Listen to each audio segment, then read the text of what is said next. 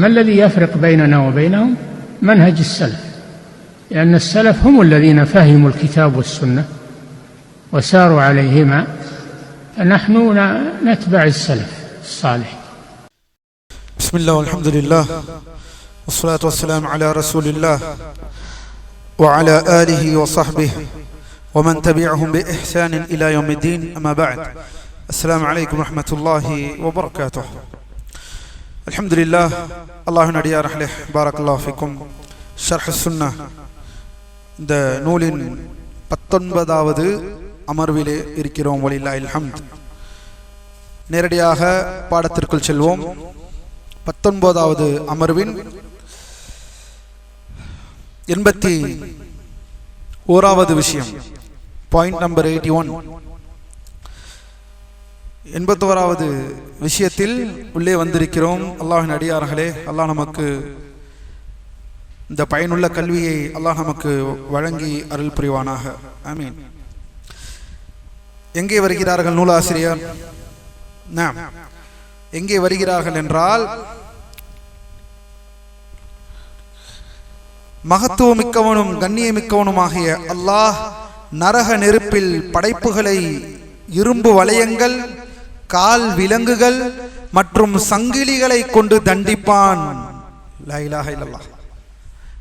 நரகத்தின் வேதனையை விளக்குகிறார்கள். அல்லாஹ் நம்மை நரக வேதனையிலிருந்து அல்லாஹ் நம்மை பாதுகாப்பானாக. அல்லாஹ்வின் அடியார்களே, சின்ன காயத்தை கூட, ஒரு சிறு காயத்தை கூட தாங்க முடியாத மனிதன், ஒரு சின்ன புண்ணு வந்து விட்டால் காய்ச்சலில் மாழ்ந்து விடுகிறான். ஒரு சிறிய புண் நம் உடம்பில் வந்து விட்டதென்றால் காய்ச்சலிலும் பயத்திலும் தலைவலியும் உறைந்து விடுகிறான் மனிதன். ஆனால் இங்கு ஷேக் அவர்கள் சொல்கிறார்கள், நரக நெருப்பில் படைப்புகளை இரும்பு வளையங்கள், கால் விலங்குகள் மற்றும் சங்கிலிகளை கொண்டு தண்டிப்பான் என்பதையும், அந்த நெருப்பு அவர்களின் உடலின் உட்பகுதிகளிலும் அவர்களுக்கு மேலேயும் கீழேயும் இருக்கும் என்பதையும் நம்பிக்கை கொள்ள வேண்டும். லா இலாஹ இல்லல்லாஹ். அந்த நெருப்பு உடம்பில் உட்பகுதி, அந்த உடம்பிற்கு மேல், அந்த உடம்பிற்கு கீழ் என்று எல்லா பகுதிகளிலும் அந்த உடம்பில் நெருப்பு கொழுந்து விட்டு எரியும் என்பதை நான் நம்பிக்கை கொள்ள வேண்டும் என்று ஷேக் சொல்கிறார்கள், இமாம் பர்பஹாரி. மேலும் ஏனெனில் இதில் ஏதாவது வழிகேடு வந்ததா? இதிலுமா? ஆம், அதை பின்னால் பார்ப்போம். முதலில் அல்லாஹ்வின் அடியார்களே, பாரக்கல்லாஹு ஃபீக்கும், நூலாசிரியர் சொல்வது ஷேக் ரபி அவர்கள் இங்கு விளக்குகிறார்கள். அல்லாஹ் தன் திருமறையிலே கூறுகிறான், வ இன்னலில் காஃபிரீன அஸாபன் நார். இறை நிராகரிப்பாளர்களுக்கு நெருப்பின் வேதனை இருக்கின்றது. அல்லாஹ் தன் திருமறையிலே கூறுகிறான், ரப்புல் ஆலமீன் சூரத்துல் அன்ஃபாலிலே 14வது வசனம், நெருப்பு என்பது உண்மையான ஒரு விஷயம், நரகத்தை நான் நம்பிக்கை கொள்ள வேண்டும். சரி, நரக நெருப்பு முஃமினை தீண்டாதா? நரக நெருப்பு இதோ போது நூலாசிரியர் சொல்லியிருக்கிறார்கள், நரக நெருப்பில் இரும்பு வளையங்கள், கால் விலங்குகள், சங்கிலிகளை கொண்டு தண்டிப்பான்.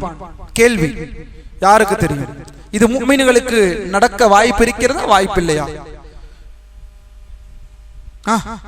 ஹராமா முஃமின்களுக்கு இது? அல்லாஹ்வின் அடியார்களே, பாரக்கல்லாஹு ஃபீக்கும், நான் பதில் சொல்லவில்லை. இமாம் பர்பஹாரி என்ன பதில் சொல்கிறார்கள் பாருங்கள். யாருக்காம் இந்த தண்டனைகள்? ஆரம்பத்தில் பாருங்கள், பக்கம் 45. இறை நிராகரிப்பாளர்கள் என்று சொல்கிறார்களா, அல்லது என்ன வார்த்தை யூஸ் பண்ணுகிறார்கள்? நரக நெருப்பில் படைப்புகளை. படைப்புகள் என்றால் எல்லோரும் உள்ளே வந்து விடுவார்கள். படைப்புகள் என்று வந்து விட்டால் எல்லோரும் இது உள்ளே அடங்குவார்கள். அல்லாஹ் நாடினால் அவர் ஏகத்துவவாதியாக கூட இருக்கலாம், தௌஹீதில் சிறந்து விளங்கினவர்களாக கூட இருக்கலாம். ஆனால் விபச்சாரமுடைய பாவம் அல்லது வட்டி அல்லது பொய், அநீதி, இதற்கான தண்டனையை அவர் அல்லாஹ் நாடினால் அவர் அனுபவித்து மறுபடியும் சுருக்கத்திற்குள் வருவார். நாம் எத்தனை ஹதீஸ்களை பார்த்தோம் ஷஃபாத் விஷயத்தில். கரிக்கட்டையாக அவர்கள் எங்கே தூக்கி வீசப்படுவார்கள்? நஹருல் ஹயாத், ஜீவநதியில் அவர்கள் நரகத்தில் இருந்து சொர்க்கத்திற்கு அப்பால் அவர்கள் தூக்கி வீசப்படுவார்கள். நஹருல் ஹயாத், ஜீவநதி. நம்மை நேர்வழியில் செலுத்துவானாக. ஏதோ இது வெறும் காஃபிர்களுக்கு, அப்படியெல்லாம் அல்ல.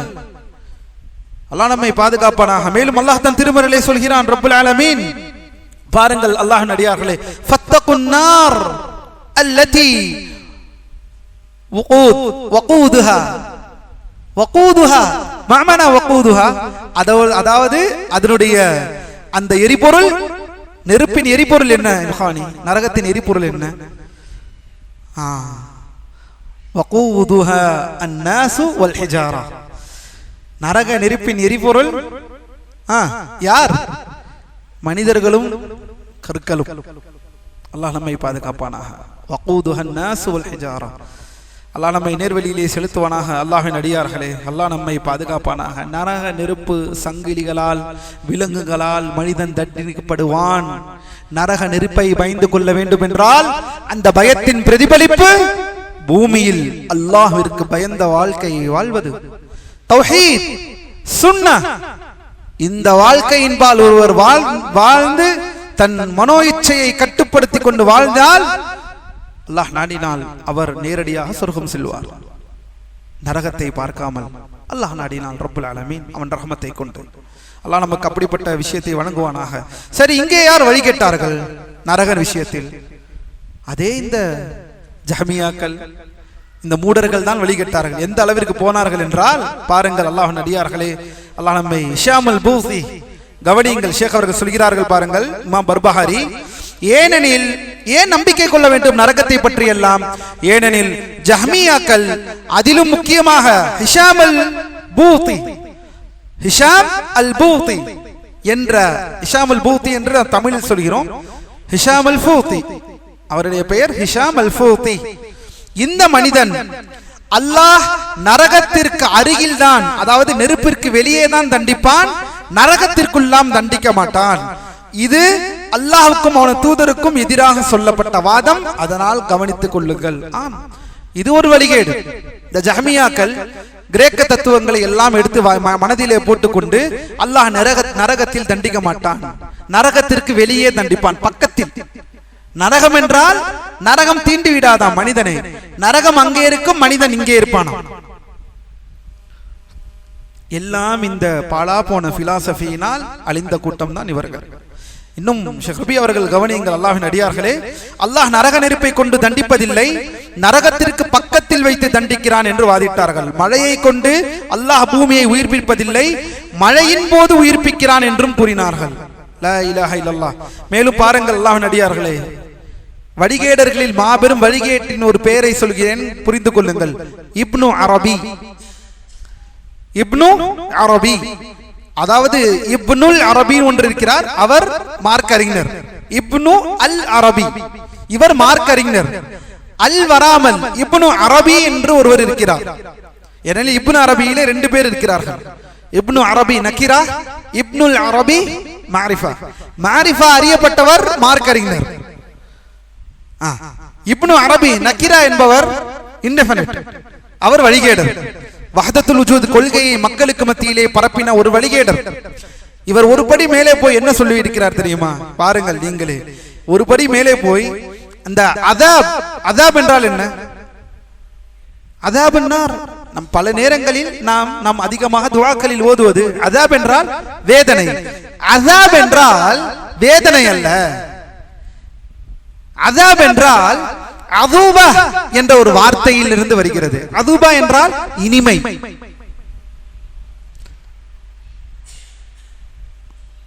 வழிகேடை பாருங்கள். அதாப் என்றால் தெளிவாக அரபி மொழியில் வேதனை.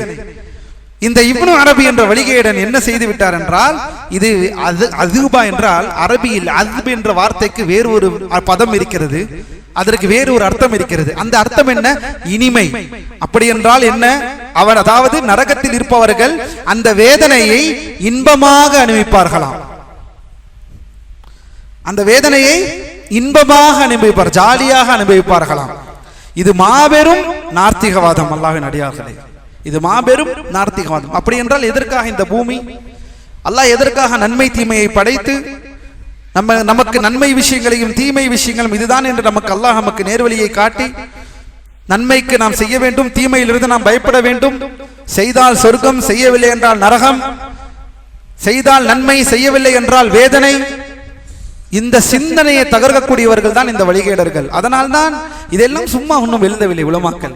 நரகத்தை நம்பு என்று சொன்னால் ஏனில் அந்த நரகத்திற்கே வாய்க்கான பேசக்கூடிய வழிகேடர்கள் இந்த பூமியில் வாழ்ந்து சென்றிருக்கிறார்கள். பாருங்கள், இன்பமாக அனுபவிப்பார்களாம். இதையெல்லாம் மக்களுக்கு இந்த வழிகேட்டை பரப்பினால் என்ன ஆகும்? இந்த வழிகேட்டை மக்களுக்கு பரப்பினால் அதனுடைய ரிசல்ட் என்ன? ஏன்னா எங்க போனாலும் நிம்மதியா தானே இருக்க போறோம். சொர்க்கத்துக்கு போனாலும் நிம்மதி தான், நரகத்திற்கு போனாலும் நிம்மதி தான். எந்த யாராவது அல்லாஹ்வின் தூதர் நரகநேதனை நினைத்து பயந்திருக்கிறார்கள், அழுதிருக்கிறார்கள். சஹாபாக்கள் அழுதிருக்கிறார்கள், தங்கள் வாழ்க்கையை நினைத்து பயந்திருக்கிறார்கள். இதையெல்லாம் புறம் தள்ளிவிட்டு அல்லாஹ் நம்மை நேர்வழியை செலுத்துவானாக. அடுத்ததாக 82வது விஷயத்திற்குள் உள்ளே செல்வோம். அல்லாஹ்வின் அடியார்களே, பாரக்கல்லாஹு ஃபீக்கும். இன்னும் நிறைய விஷயங்கள் இருக்கிறது, ஆனால் நமக்கு அதற்கான நேரங்களும் அதற்கான இதுவும் மிகவும் குறைவாக இருக்கிறது. அல்லாஹ்வின் அடியார்களே, 82வது விஷயம் அறிந்து கொள். கடமையாக்கப்பட்ட ஃபர்தான தொழுகைகள் 5 ஆகும். ஃபர்தான தொழுகைகள் 5. குறிப்பிடப்பட்ட நேரங்களில் தொழும் அத்தொழுகையில் எதையும் கூட்டவோ குறைக்கவோ கூடாது.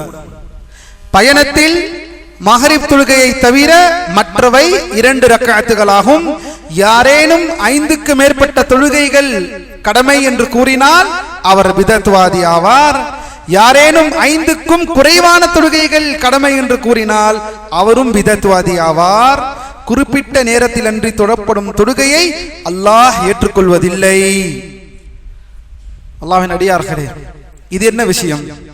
தொழுகை என்பது பாரக்கல்லாஹு ஃபீக்கும் ஐவேளை தொழுகை எப்போதும் கடமையான தொழுகை. ஈதுடைய தொழுகை, பெருநாள் தொழுகை,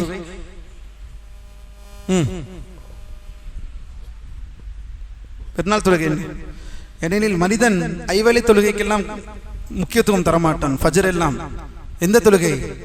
பெருநாள் தொழுகை தான் அவன் வாழ்க்கையில் தொழ வேண்டிய தொழுகை. அப்படியா? மாஷா அல்லாஹ். பெருநாள் தொழுகை கடமையான தொழுகை அல்ல. உலமாக்கள் சந்தேகமே இல்லை, அது மாபெரும் முக்கியமான தொழுகை. முஸ்லிம்கள் சங்கமிக்கக்கூடிய தொழுகை. நம்முடைய பலத்தையும் முஸ்லிம்களுடைய அந்த வணக்க வழிபாட்டின் மாபெரும் அந்த நியமத்தை வெளிக்கொணர்வதற்காக அந்த தொழுகையை தொழ வேண்டும். அது எந்த மாற்று கருத்தும் இல்லை. பாரக்கல்லாஹு ஃபீக்கும். அதனால்தான் மாதவிடாய் இருப்பவர்கள் கூட அவர்கள் வெளியே வர வேண்டும், வெளியே வந்து முசல்லாவில் அவர்கள் தொழாமல் பின்னால் அமர வேண்டும் என்ற அளவிற்கு மார்க்கத்தில் இருக்கிறது. இதை கொண்டு உலமாக்கள் என்ன சொல்கிறார்கள்? சில உலமாக்கள் இதை கொண்டு இது எந்த அளவிற்கு கடமை என்ற அளவிற்கு காட்டுகிறது மார்க்கம் என்பதை நாம் புரிந்து கொள்ள வேண்டும். ஆனாலும் பெருநாள் தொழுகை கடமையான தொழுகையில் வராது. அல்லாஹ்வின் அடியார்களே, கடமையான தொழுகை என்றால் 5 நாளுக்கு புது ட்ரெஸ்ஸை போட்டு தொழுவதிலே காட்டாதீர்கள், ஐவேளை தொழுகையில் காட்டுங்கள். பெருநாள் தொழுகை முக்கியமான தொழுகை, எந்த மாற்று கருத்தும் இல்லை. ஆனால் இங்கு என்ன நடக்கிறது? ஐவேளை தொழுகை கடமையாக்கப்பட்ட ஒரு தொழுகையை இன்று மறந்த சமூகமாக நாம் இருக்கிறோம். ஜும்மாக்கு ஒரு நாள், பெருநாளுக்கு ஒரு நாள். இதுதான் வாழ்க்கையா? இதுதான் தொழுகையா? இதனால் தான் நிறைய ஆதாரங்களை உலமாக்கள் சொல்கிறார்கள். சஹாபி வருகிறார், அல்லாஹ்வின் தூதரிடம் கேட்கிறார், யா ரசூலல்லாஹ், ஐவேளை தொழுகையை தொழுகிறேன், தொழுது நான் நோன்பு வைக்கிறேன், ஜகாத் கொடுக்கிறேன், நான் முஸ்லிமா? ஆம், நான் முஸ்லிம். இதற்கு மேல் எனக்கு ஏதாவது கடமை இருக்கிறதா? இல்லை. இந்த அடிப்படையெல்லாம் உலமாக்கள் என்ன சொல்கிறார்கள் என்றால், அங்கு அவர் கேட்டவர் 5 வேளை தொழுகை பற்றி மட்டும்தான் கேட்டார்கள். அதற்கு அல்லாஹ்வின் தூதர் ஆம் என்றார்கள். அதனால் இந்த ஆதாரங்கள் எல்லாம் ஒன்று திரட்டும் பொழுது உலமாக்கள் சொல்வது மாபெரும் முக்கியமான வணக்கம் என்பதில் எந்த சந்தேகமும் இல்லை, பெருநாள் தொழுகைகள். ஆனால் அதை காட்டிலும் பெரிய தொழுகை என்ன? அன்றாடம் நாம் தொழக்கூடிய 5 வேளை தொழுகைகள். அல்லாஹ் நம்மை நேர்வழியிலே செலுத்துவானாக. சரி, இந்த விஷயத்தில் என்ன பாருங்கள், யாரேனும் 5ற்கு மேற்பட்ட தொழுகைகள் கடமை என்று கூறினால் அது பிதத். 5 வேளை தொழுகை, இன்னொரு தொழுகை இருக்கிறது, அப்படி ஒரு தொழுகை இருக்கிறது, இப்படி ஒரு தொழுகை இருக்கிறது. பெருநாள் தொழுகையை கூறக்கூடியது அல்ல, இது அதில் வராது. பெருநாள் தொழுகை கூறுவது என்பது இஸ்திஹாதிலே உலமாக்கள் சொல்கிறார்கள். அது அந்த அளவுக்கு முக்கியமான தொழுகை. மற்ற ஆதாரங்கள் பால் அங்கு சொல்லவில்லை. 7 வேளை தொழுகை இருக்கிறது ஒரு நாள் இருக்கு, அல்லது ஒரு நாளிற்கு 3 வேளை தொழுகை தான் இருக்கிறது. தொழுகையை குறைப்பது, ஃபஜ்ர் இல்லை என்று சொல்லிவிட்டால் ஒருவர் இவர் வழிகேடர், பிதத்வாதி. தொழுகையை குறைப்பதோ தொழுகையை கூட்டுவதோ அல்லாஹ்வின் அடியார்களே எக்காரணத்திற்கும் பாரக்கல்லாஹு ஃபீக்கும் அனுமதிப்பட்டதல்ல. ஆனால் எப்போது தொழுகையை குறைக்கலாம்? ஒருவர் பயணத்தில் இருந்தால் அவர் கஸ்ர் செய்யலாம். பயணத்தில் இருந்தால் என்ன செய்யலாம்? கஸ்ர். பயணத்தில் இருக்கும் பொழுது அவர் தாராளமாக கஸ்ர் செய்யலாம், ஜம் செய்யலாம். கஸ்ர் என்றால் என்ன? லுஹர், அஸ்ர் மற்றும் இஷா ஆகிய 4 ரக்காத் தொழுகைகளை பயணத்தில் இருக்கும் பொழுது 2ஆக, லுஹர், அஸ்ர் மற்றும் இஷா. ஃபஜ்ர், மக்ரிபை கஸ்ர் செய்யலாமா? கஸ்ர் செய்ய முடியாது. 2 ரக்காத்துகள் 3 ரக்காத்துகளை தொடவே முடியாது. அதை அப்படியே தொழுவதுதான் தொழுகை. 4 ரக்காத் தொழுகைகளை 2ஆக சுருக்கலாம். இங்கு ஏன்? ஏனெனில் இங்கு மார்க்கம் அனுமதி வழங்கியிருக்கிறது. எனவே அல்லாஹ்வின் அடியார்களே பாரக்கல்லாஹு ஃபீக்கும், இந்த விஷயங்களை தெளிவாக புரிந்து கொள்ளுங்கள். அல்லாஹ் நம்மை நேர்வழியிலே செலுத்துவானாக. ஐவேளை தொழுகையில் ஒன்றை நீக்குவது அல்லது குறைப்பது என்பது வெறும் பிதஅத் மட்டுமல்ல, அது குஃபுர் என்றே உலமாக்கள் சொல்கிறார். அது இறை நிராகரிப்பு. தொழுகைகளை சுருக்குவது, குறைப்பது இறை நிராகரிப்பு. ஃபஜ்ர் தொழுகை சிரமமாக இருக்கிறது, எனவே மக்கள் ஓய்வெடுக்கட்டும், எனவே அதை நீக்கிவிடலாம் என்று சொன்னால் செய்யலாமா? ஃபஜ்ர் மக்கள் ஓய்வெடுக்கக்கூடிய நேரம், அப்படியா? அந்த மக்கள் ஓய்வெடுக்கக்கூடிய நேரம் என்று சொல்கிறார்கள் பாருங்கள். அந்த எண்ணம் வருகிறது பாருங்கள், அந்த எண்ணம் தான் வழிகேடு. அதற்கு முன்னால் மார்க்கம் நம்மை தூங்க சொல்கிறது. அந்த தூக்கத்தை சரியான அந்த நேரத்தில் எடுத்து வலில்லாஹில் ஹம்த், மனிதன் அந்த ஃபஜ்ரை அவ்வளவு சக்தியுடன் அந்த தொழுகையை தொழுகிறான். இது எதை காட்டுகிறது என்றால், ஷேக் ரபி இங்கு ஒரு விஷயத்தை பற்றி பேசுகிறார்கள். அல்லாஹ்வின் அடியார்களே, என்னவென்றால் துனிசிய பிரதமர் 1970 ஹபீப் பூர்கி அவருடைய பெயர். துனிசியா நாடு கேள்விப்பட்டிருக்கிறீர்களா? துனிசியா எந்த நாட்டு, எங்க இருக்கிறது? போயிருக்கீங்க? அல்ஜீரியா பக்கத்தில், ஜசாயர் பக்கத்தில், அல்ஜீரியா, மொரோக்கோ, இந்த மேற்கு ஆப்பிரிக்காவில், வட ஆப்பிரிக்காவில் இருக்கக்கூடியது, வட ஆப்பிரிக்கா. துனிசியாவினுடைய பிரதமர் ஒரு முறை 1965 என்ன சொன்னார் என்றால், ஸ்டேட் டெலிவிஷனில் வெளியேறி என்ன சொன்னார் என்றால், யாரும் நோன்பு பிடிக்க வேண்டாம், தங்கள் மக்களுக்கு, துனிசியா மக்களுக்கு யாரும் நோன்பை பிடிக்க வேண்டாம், நோன்பு பிடிப்பதினால் நம்முடைய பொருளாதாரம் பாதிப்பு அடைகிறது, நாம் இப்போது பொருளாதாரத்தில் முன்னேறுவதற்கான ஜிஹாதில் இருக்கிறோம், அதனால் நாம் இந்த நோன்பை விட்டுவிட வேண்டும். கடைகள், வியாபாரங்கள், உணவு தொழில்கள், எல்லா தொழில்களும் பாதிப்படைகிறது, அதனால் நாம் நோன்பை பிடிக்க வேண்டாம், இதோ பாருங்கள் நானே நோன்பை விடுகிறேன் என்று ஒரு செய்தி ஆதாரபூர்வமாக வெளிவந்தது. இதை அன்று இருக்கக்கூடிய உலமாக்கள் பகிரங்கமாக எதிர்த்தார்கள். அல்லாஹ்வின் அடியார்களை பாருங்கள், ஒரு ஆட்சியாளர், முஸ்லிம் ஆட்சியாளர், அவர் ஹராமை மக்களுக்கு சொல்லி, இது என்ன, இதற்கு கட்டுப்பட வேண்டும் என்று சொன்னார்களா? யாராவது எதிர்த்தது முதலில் அஹ்லுஸ் சுன்னah உலமாக்கள். ஹராம் நோன்பை விட்டுவிட சொல்வதற்கு யாருக்காவது உரிமை இருக்கிறதா? அல்லாஹ் கடமையாக்கின நோன்பை பொருளாதாரத்தை காட்டி ஒட்டுமொத்த நாட்டு மக்களுக்கும் இதை அறிவித்தார். ஏறத்தாழ 1965 போல காலகட்டங்களில் இந்த சம்பவம் அரங்கேறியது. இதை அன்றிருந்த உலமாக்கள் மாபெரும் சட்டத்தை அவர் மீது ஆக்கினார்கள். இது ஹராம், இதை ஒருபோதும் செய்யக்கூடாது என்று தெளிவாக உலமாக்கள் அந்த இடத்திலே அவரை கண்டித்தார்கள். அதை ஷேக் ரபி அவர்கள் இந்த நூலில் விளக்கத்தில் இதை குறிப்பிடுகிறார்கள். துனிசிய பிரதமர் இப்படிதான் செய்தார்கள். இது அந்த ஆட்சியாளர் செய்தது மாபெரும் தவறு. அதை ஒருபோதும் அதற்கு நாம் கட்டுப்படக்கூடாது. ஏனெனில் ஆட்சியாளர்களுக்கு எதில் கட்டுப்பட வேண்டும்? அல்லாஹ்வின் அடியார்களே, ஆட்சியாளர்களுக்கு எதில் கட்டுப்பட வேண்டும்? நன்மையில் கட்டுப்பட வேண்டும். தீமை அவர் சொன்னால் அதை நாம் என்ன செய்ய மாட்டோம்? ஏற்றுக்கொள்ள மாட்டோம். இதுதான் உலமாக்கள் தெளிவாக அவர் சொன்னதை தூக்கி தூர போட வேண்டும், அதற்காக அவரை எதிர்க்க வேண்டும், அவரை கிளர்ச்சி செய்ய வேண்டும் என்ற விஷயத்தை சொன்னார்களா? அல்ல. அவர் எந்த அடிப்படையில் சொன்னார்கள் என்பதை உலமாக்களுக்கு சட்டமாகவே தொகுத்தார்கள். அல்லாஹ் நம்மை நேர்வழி செலுத்துவானாக. அதே போலத்தான் ஃபஜ்ர் எல்லோருக்கும் கஷ்டமாக இருக்கிறது, அதனால் ஃபஜ்ரை நீக்கி விடுவோம் என்று சொன்னால் இறை நிராகரிப்பு, குஃபுர். இறை நிராகரிப்பு, குஃபுர். எனவே அல்லாஹ்வின் அடியார்களே, கவனம் கவனம். பாரக்கல்லாஹு ஃபீக்கும். தொழுகை விஷயத்தில் கவனமாக இருக்க வேண்டும். அல்லாஹ் நம்மை நேர்வழியை செலுத்துவானாக. அதே போலத்தான் பாரக்கல்லாஹு ஃபீக்கும் இந்த பயண தொழுகைகளிலும் நாம் சுருக்கலாம். அதே போல ஜம்மு செய்யலாம். அதாவது ஜம்மை தாழ்த்தியும் செய்யலாம், ஜம்மை முன்கூட்டியும் செய்யலாம். எடுத்துக்காட்டாக துஹரை நீங்கள் இருக்கிறீர்கள், ஜம்மு செய்ய போகிறீர்கள் என்றால் துஹரோடு அசரை ஜம்மு செய்யலாம். அல்லது துஹரை இப்போது தொழாமல் அசர் வந்ததற்கு பிறகு துஹரை அசரோடு சேர்த்து தொழலாம். முன்கூட்டியும் சேர்த்து தொழலாம் அல்லது பிற்படுத்தியும் சேர்த்து தொழலாம். இரண்டிற்கும் அனுமதி இருக்கிறது. சரி, பயணத்தில் கஸ்ர் செய்தே ஆக வேண்டுமா அல்லது சலுகையா? விரும்பியவர்கள் செய்யலாம். அப்படி இல்லை என்றால் அவர் முழுதாக தொழலாம். அல்லது இல்லை, பயணத்தில் இருந்தால் 2 ரக்காத் தான் தொழ வேண்டும். துஹர் பயணத்தில் இருந்தால் அஸ்ர் 2 ரக்காத் தான் தொழ வேண்டும். இதில் ஹிலாஃப் இருக்கிறது. உலமாக்களுக்கு மத்தியில் இது ஹிலாஃப் இருக்கிறது. அல்லாஹ்வின் அடியார்களே, ஷாஃபி மதுஹபிலும் பெரும்பாலான அறிஞர்கள் இதை ஒரு சலுகையாக தான் பார்க்கிறார்கள். அதாவது சுருக்கி தொழுவது சிறந்தது, சுன்னா. ஆனால் முழுமைப்படுத்தி ஒருவர் தொழுகிறார் என்றால் தொழலாம், கூடும். ஜமாத்தில் இருக்கிறார், அவர் 4 ரக்காத் தாராளமாக இமாமை பின்பற்றினால், பயணத்தில் இருப்பார், தொழுகைக்கு வருகிறார், ஜமாத் நடக்கிறது, அவர் இமாமோடு பின்பற்றி 4 ரக்காத்துகளை தாராளமாக தொழலாம்.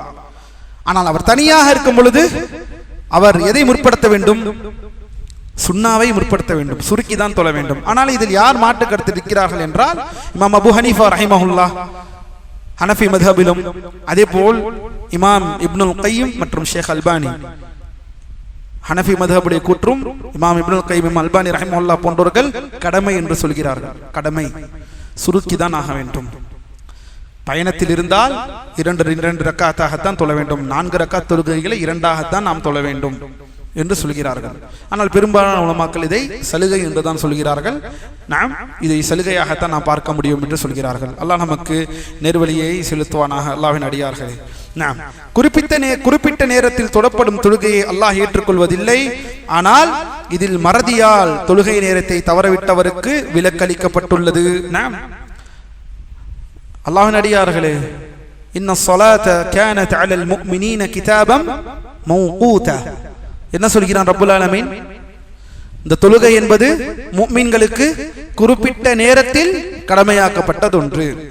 எனவே யாரும் அந்த நேரத்தை தாண்டி தெரிந்தே அவர் தொழுகிறார் என்றால், அல்லாஹ்வின் அடியார்களே பாரக்கல்லாஹு ஃபீக்கும், இதை உலமாக்கள் வன்மையாக கண்டிக்கிறார்கள். யாருக்கு தவிர என்றால் மறதியால் தொழுகை நேரத்தை தவறவிட்டவருக்கு இதில் விலக்களிக்கப்பட்டுள்ளது. மறதியால், தூக்கத்தினால், ஃபஜ்ர் நேரம் இருக்கும், எந்திரித்திருப்பார், தொழுகையிலிருந்து எந்திரித்திருப்பார், தொழுகைக்கு எந்திரித்திருப்பார், நேரம் முடிந்திருக்கும். சரி, எப்போது தொழ வேண்டும்? துஹரோடு தொழ வேண்டுமா ஃபஜ்ரை? எப்போது தொழ வேண்டும் விட்ட தொழுகையை?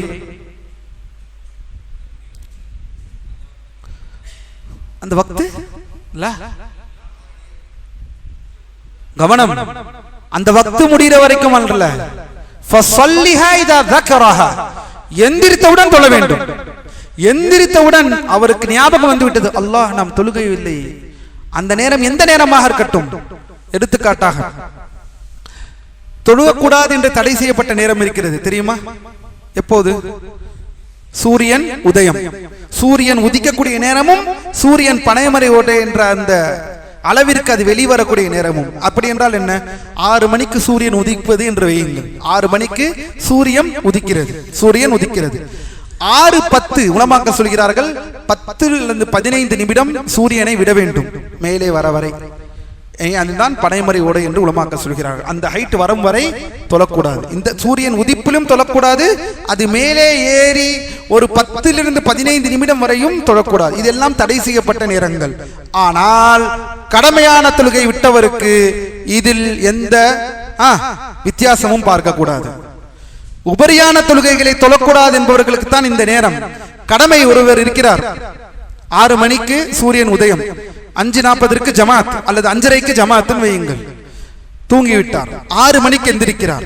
எந்திரித்தவுடன் உது செய்துவிட்டு அவர் காத்திருக்க வேண்டுமா 6:15 வரை, அல்லது உடனடியாக தொழ வேண்டுமா? உடனடியாக தொழ வேண்டும். உடனடியாக தொழ வேண்டும். தடை செய்யப்பட்ட நேரம், அதனால் தொழாமல் அல்ல. உடனடியாக அவர் அந்த 6 மணி எந்திரித்து விட்டாலும் அந்த கணக்கை பார்க்காமல் அவர் தொழுது விட வேண்டும். இதுதான் ஃபர்தான தொழுகையை மறதியில் ஒருவர் விட்டுவிட்டார், தூக்கத்தில் விட்டுவிட்டார், அல்லது புத்தி சுவாதீனத்தை இழந்து மறுபடியும் அவருக்கு அந்த புத்தி சுவாதீனம் கிடைத்து விட்டது என்றால் எந்த நிலையிலும் நினைத்தவுடன் உடனடியாக தொழுது விட வேண்டும். இதை ஞாபகம் வைத்துக் கொள்ளுங்கள் அல்லாஹ்வின் அடியார்களே. அல்லாஹ் நம்மை நேர்வழியை செலுத்துவானாக. நாம் அடுத்ததற்குள் செல்வோம். இதெல்லாம் ஃபிக்ஹ் விஷயங்கள், ஃபிக்ஹ் சார்ந்த விஷயங்கள். இதையெல்லாம் நாம் நிறைய தவறை பேசியிருக்கிறோம். நம்முடைய துருசுல் முஹிம்மா லிஅம்மத்தில் உம்மா என்ற அந்த நூலில் பேசியிருக்கிறோம். அனைத்து முஸ்லிம்களுக்கும் முக்கியமான பாடங்கள் என்று அதில் தெளிவு பெற வேண்டியவர்கள் இதை தெரிந்து கொள்ளலாம். 83வது விஷயம், அல்லாஹ்வின் தூதர் ஸல்லல்லாஹு அலைஹி வஸல்லம் அவர்கள் கூறிய முறைப்படி தங்கம், வெள்ளி, பேரிச்சம்பழம், தானியங்கள் மற்றும் கால்நடைகள் ஆகியவற்றிலிருந்து ஜகாத் கொடுப்பது கடமையாகும். பள்ளியை ஆரம்பித்ததிலிருந்து தொடர்ந்து மக்களுக்கு நாம் சொல்லக்கூடிய ஒரு முக்கியமான விஷயம் ஜகாத். ஜகாத்தை மறந்த சமூகமாக இருக்கிறோம். ஜகாத் எவ்வளவு கொடுக்க வேண்டும் யாருக்கு தெரியும்? ஜகாத் எதற்கெல்லாம் கொடுக்க வேண்டும்? தங்கம், சரி, தங்கம் எவ்வளவு வைத்திருக்க வேண்டும்? 85 கிராம். தங்கம் 85 கிராம் வச்சுக்கிட்டாலே ஜகாத் கொடுக்கணுமா? 85 கிராம் எத்தனை பவுன்? 10 பவுன். 85 கிராம் என்று 10.5 பவுன். 10 பவுன் அவரிடம் தங்க நகை வைத்திருக்க வேண்டும். அது வைத்திருந்தால் பத்தாது. ஒரு வருடம், இங்கிலீஷ் கேலண்டரா ஹிஜ்ரி கேலண்டரா? நம்முடைய கேலண்டர், முஸ்லிம்களின் கேலண்டர். முஸ்லிம்களின் கேலண்டர் என்ன? ஹிஜ்ரி கேலண்டர். ஹிஜ்ரா கமிட்டி இல்ல, ஹிஜ்ரி கேலண்டர். கண்களால் பார்த்து, கணக்கு போட்டு இல்ல, கண்களால் பார்த்து. சரியா?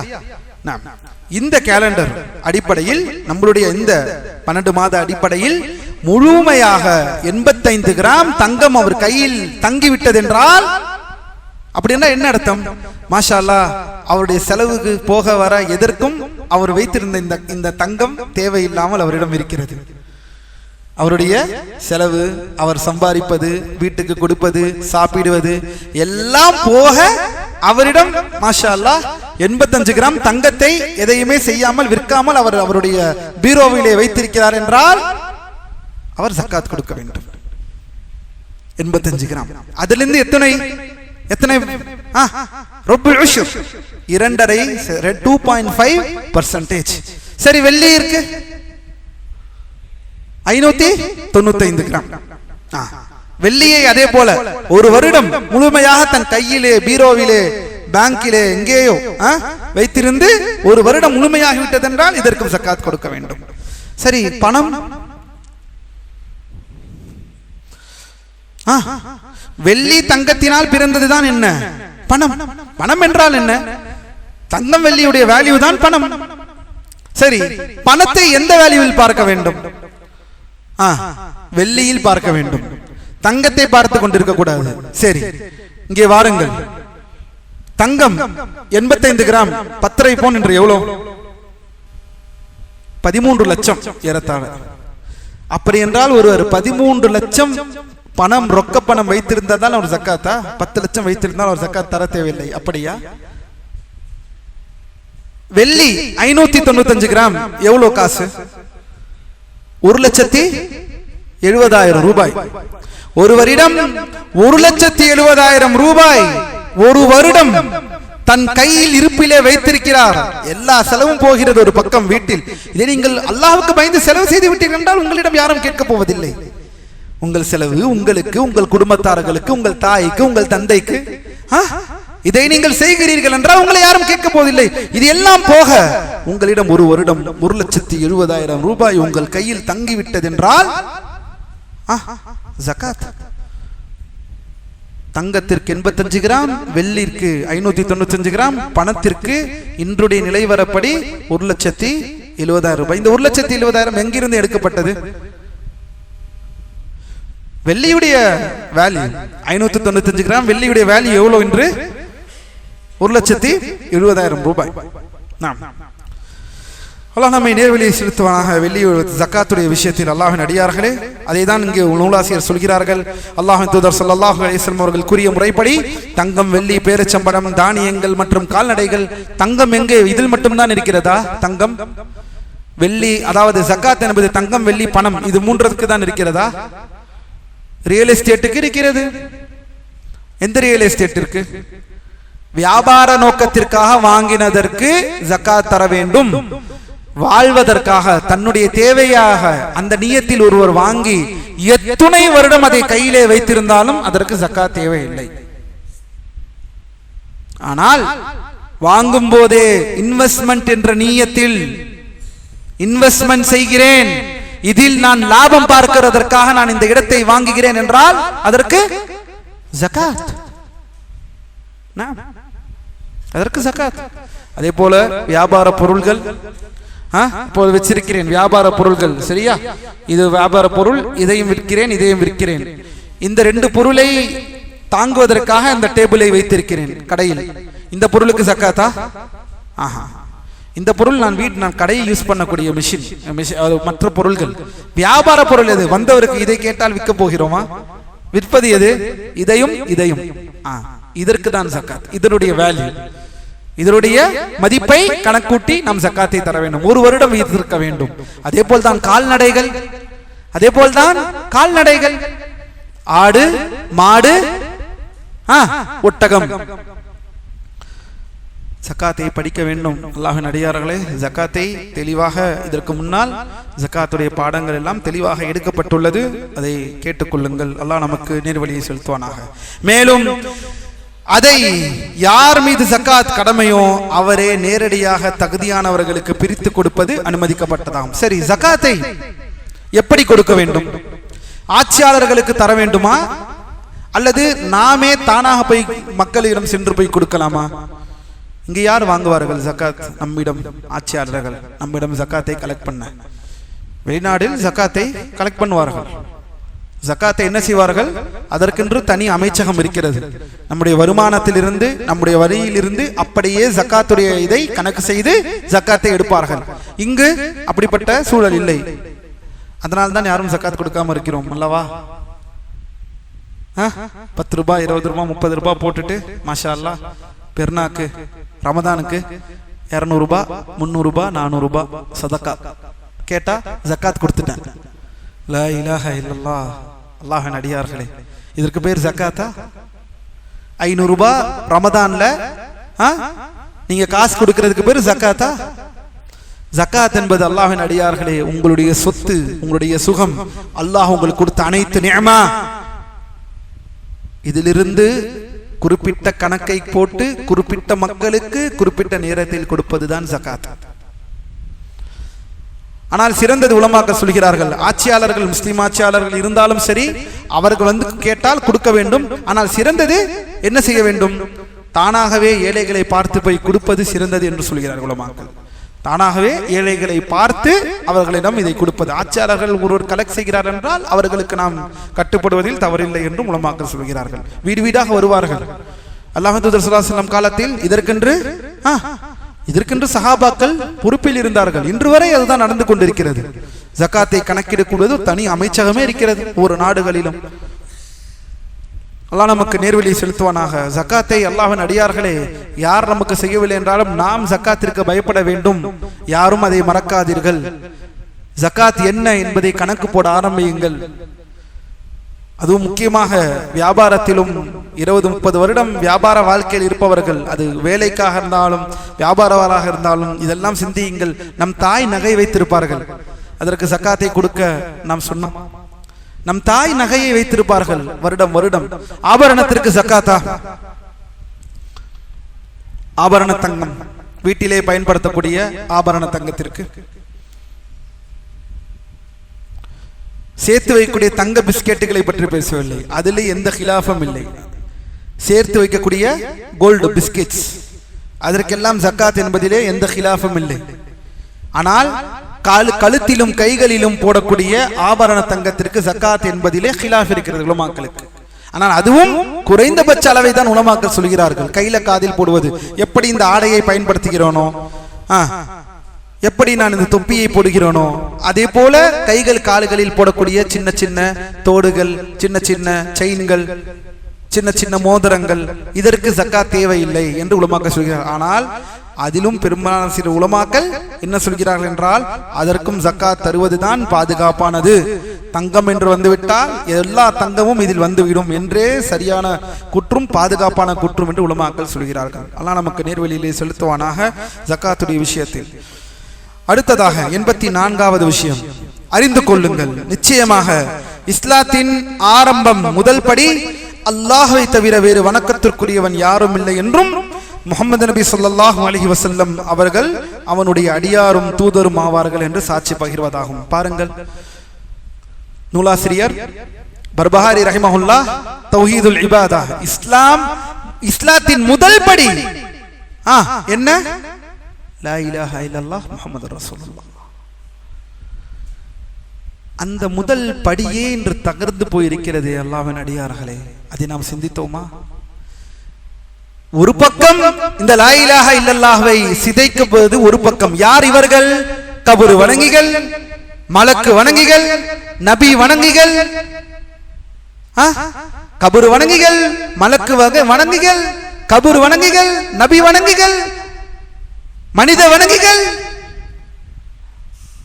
எல்லாரையும் வணங்கி வணங்கி வணங்கி, அவுலியாக்களை வணங்கி, நாகூர் ஆண்டவரை வணங்கி, வார்த்தையிலே பாருங்கள், நாகூர் ஆண்டவர், அவரை வணங்கி இவரை வணங்கி ஒட்டுமொத்தமாக தௌஹீதுல் இபாதாவை வணக்க வழிபாடுதான் அல்லாஹ்வின் அடியார்கள். அதன் ஏகத்துவம் தான் இஸ்லாத்தின் முதல் படி. லா இலாஹா இல்லல்லாஹ் இஸ்லாத்தின் முதல் படி என்று சொல்கிறார்கள் நூலாசிரியர் பர்பஹாரி ரஹிமஹுல்லாஹ். இதற்கு எங்கே முக்கியத்துவம் என்று? அலியை வணங்குகிறார்கள் ரலியல்லாஹு அன்ஹு, ஹுசைனை வணங்குகிறார்கள் ரலியல்லாஹு அன்ஹு. இதில் இல்லாதவர்களுக்கு எங்கே இருக்கிறது இஸ்லாத்தில் பங்கு? எங்கே இருக்கிறது இஸ்லாத்தில் பங்கு இவர்களுக்கு? சொல்லுங்களேன் அல்லாஹ்வின் அடியார்களே. ஒரு பக்கம் இது என்றால், இன்னொரு பக்கம் தௌஹீதின் பிரச்சாரத்தை அரசியலை கொண்டு மழுங்கடித்து விட்டது ஒரு கூட்டம். தௌஹீதை தௌஹீதாக பார்க்காமல், வணக்க வழிபாட்டின் தௌஹீதாக பார்க்காமல் அரசியல் புரட்சியை ஏற்படுத்த பார்த்தார்கள். அரசியல் என்று கொண்டு மனிதனுக்கு தௌஹீதுடைய சிந்தனையையும் வணக்க வழிபாட்டில் இணை வைப்பதை விட மிகப்பெரிய தவறு பாவம் எதுவும் இல்லை என்பதை விளக்காமல் வழிகேட்டார்கள். இதில் ஒரு கூட்டம் லா இலாஹா இல்லல்லாஹ். அல்லாஹ்வின் அடியார்களே, அல்லாஹ் நம்மை நேர்வழியிலே செலுத்துவானாக. பாருங்கள், ஷேக் அவர்கள் சொல்கிறார்கள், இன்றைய காலத்தில் அரசியல் இஸ்லாம் பேசும் இயக்கங்கள், இவர்களை என்னவென்று சொல்வோம் அரபியிலே? சியாசியூன். அரசியல் இஸ்லாம் பேசக்கூடியவர்கள் இந்த அடிப்படை தூண்களை பற்றி பேசுவதையே விட்டுவிட்டனர். நடக்கிறதா இல்லையா? நடக்கிறதா இல்லையா? என் கேள்விக்கு பதில். அரசியல் இஸ்லாம், அரசியல் என்று பேசுபவர்களிடம் தௌஹீதுடைய வாடையே இல்லாமல் இருக்கிறார்கள். இந்த தௌஹீதை விட்டுவிட்டு முஸ்லிம்கள் எல்லோரும் ஒன்றிணைய வேண்டும், ஒற்றை கோட்டில் பயணிக்க வேண்டும். எப்படி பயணிப்பார்கள் அல்லாஹ்வின் அடியார்களே? சஹாபாக்கள் எதில் பயணித்தார்கள்? சஹாபாக்கள் இந்த தௌஹீத், இந்த வணக்க வழிபாட்டில் ஏகத்துவம் என்ற அந்த ஒற்றை கோட்டில் பயணித்தார்கள், வெற்றியை கண்டார்கள். உலமாக்கள் விளக்குகிறார்கள், அவர்களின் கோஷம் என்ன கோஷம்? கவனியுங்கள், இஸ்லாத்தை வெறும் அரசியலாக மட்டுமே பார்க்கிறார்கள். இஸ்லாத்தை வெறும் அரசியலாக மட்டுமே பார்க்கிறார்கள். அல்லாஹ்வை தவிர நாம் என்ன சொல்கிறோம்? அல்லாஹ்வை தவிர வணக்கத்திற்குரியவன் யாரும் இல்லை. இவர்களுடைய கொள்கை என்ன தெரியுமா? அல்லாஹ்வை தவிர வேறு ஆட்சியாளர் இல்லை. அல்லாஹ்வை தவிர வேறு ஆட்சியாளர் இல்லை. அல்லாஹ்வை தவிர வேறு ஆட்சியாளர் இல்லை என்பதை யாராவது இங்கே மறுத்தோமா? ஆட்சி அதிகாரம் அல்லாஹ்விற்கு மட்டுமே உரித்தானது என்பதை இங்கு யாராவது மறுத்தார்களா? அல்லாஹ்வின் அடியார்களே, இலாஹ், லா இலாஹ், இந்த இலாஹ் என்ற வார்த்தை ஆட்சியை குறிக்கிறதா அல்லது வணக்க வழிபாட்டை குறிக்கிறதா? கேள்வி. இலாஹ் என்ற வார்த்தை ஆட்சியை குறிக்கிறதா அல்லது வணக்க வழிபாட்டை குறிக்கிறதா? வணக்க வழிபாட்டை குறிக்கிறது. அல்லாஹ்வின் அடியார்களே, எந்த ஆட்சியை நிறுவதற்காக அல்லாஹ்வின் தூதர் ஸல்லல்லாஹு அலைஹி வஸல்லம் 13 வருட காலம் மக்காவில் இருந்தார்கள்? தங்கள் நபித்துவத்தின் ஒட்டுமொத்த காலகட்டம் 13 ஆண்டு காலம் எதில் நிகழ்த்தார்கள்? ஆட்சியை நிறுவதற்காகவா அல்லது தனி மனிதனின் கொள்கையை சீர்திருத்துவதற்காகவா? உலமாக்கள் விளக்குகிறார்கள் அல்லாஹ்வின் அடியார் இந்த கோஷத்தின் மூலம் அவர்கள் லா இலாஹா இல்லல்லாஹ் என்பதின் உண்மையான பொருளை சிதைத்து விட்டனர். தௌஹீத் மற்றும் மார்க்கத்தின் உண்மையான அடிப்படைகளை விட ஆட்சியை கைப்பற்றுவதிலும் மற்றவர்களை காஃபிர்கள் என்று சொல்வதிலும் போராட்டங்களிலுமே மட்டுமே அவர்கள் கவனம் செலுத்தினார்கள். மக்களுக்கு தௌஹீதை கற்றுத் தருவதிலே விட்டுவிட்டார்கள். இன்று அந்த தௌஹீதை பற்றி பேசாமலும் கொள்கை பற்றி பேசாமல் போனதால் தான் யார் எப்படி என்பதை கூட பிரித்தெறியக்கூடிய அந்த கண்ணாடி நம்மிடம் இல்லாமல் போய்விட்டது. அல்லாஹ் நம்மை நேர்வழியை செலுத்துவானாக அல்லாஹ்வின் அடியார்களே. ஆனால் நபிமார்களின் வழிமுறை தௌஹீதிலும் ஷிர்கின் ஒழிப்பிலும் ஒழுக்க பயிற்சியிலும் இருந்தது. லா இலாஹா இல்லல்லாஹ் மூன்று விஷயம், தௌஹீத், இன்சாரு ஷிர்க் மற்றும் தர்பியா.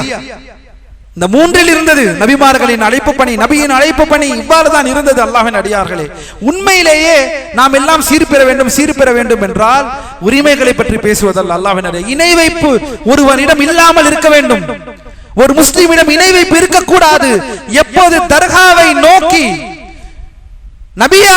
நபிகளாரை வணங்கக்கூடியவர்களை நோக்கி ஒரு அழைப்பு பணி இல்லையோ, அந்த அழைப்பு பணியை விட்டு மற்ற விஷயத்தில் சீர்திருத்தம் செய்கிறோம் என்று அரசியல் வட்டத்தில் இஸ்லாத்தை காண்பிப்பது வழிகேடு என்பதை இந்த சமூகம் எப்போது புரிந்து கொள்ளுமோ அப்போதுதான் நம்மிலே சீர்திருத்தம் ஆரம்பமாகும் என்பதை உலமாக்கள் காலம் காலமாக சொல்லிக் கொண்டே வருகிறார்கள்.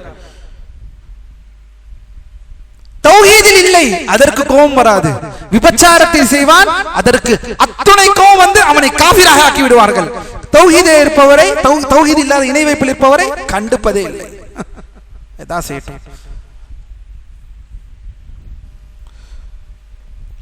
அதற்கு ஒருபடி மேல் அரசியல்வாதிகள் என்ன, இதுவும் தேவையில்லை இதுவும் தேவையில்லை, வா கட்சிக்குள்ள வா, கட்சி தான் முக்கியம்,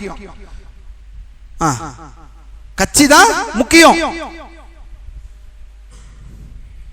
அல்லாஹ் முஸ்தஆன், அல்லாஹ் முஸ்தஆன். அல்லாஹ் நேர்வழியை வழங்குவானாக நம் முஸ்லிம்களுக்கு, நம் மக்களுக்கு.